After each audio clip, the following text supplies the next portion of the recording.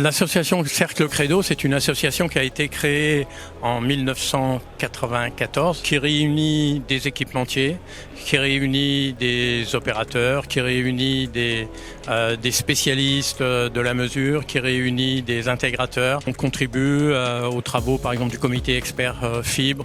On travaille avec l'ANCT, l'Agence nationale cohésion du territoire, et l'AVICA, avec qui donc on a créé donc un label pour l'audit des réseaux optiques, le label audit qualité pérennité fibre, AQPF. Les travaux de l'association Cercle Credo sont basés sur des échanges, des débats avec nos membres et qui aboutissent à l'édition de livrables, donc de différents supports éditoriaux.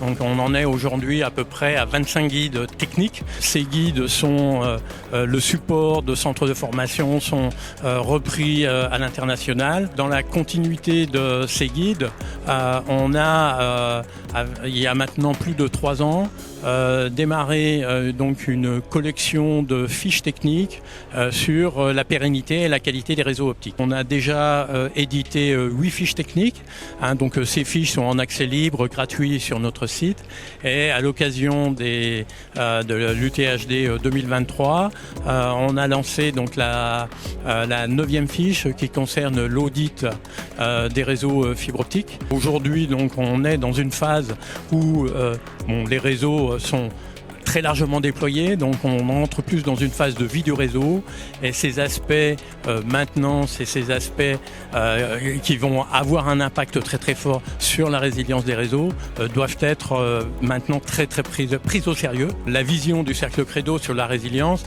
donc nous on voit la résilience sous un angle technique. Le constat qu'il y a à faire, c'est que quand on définit un réseau essentiel, il y a des règles de l'art à respecter dans la conception et dans l'exploitation de ces réseaux. C'est de revoir l'architecture des réseaux. Est-ce que l'architecture des réseaux est suffisamment dimensionnée pour assurer une redondance en cas de coupure du réseau, donc de pouvoir rerouter le trafic? Aujourd'hui, c'est pas trop le cas.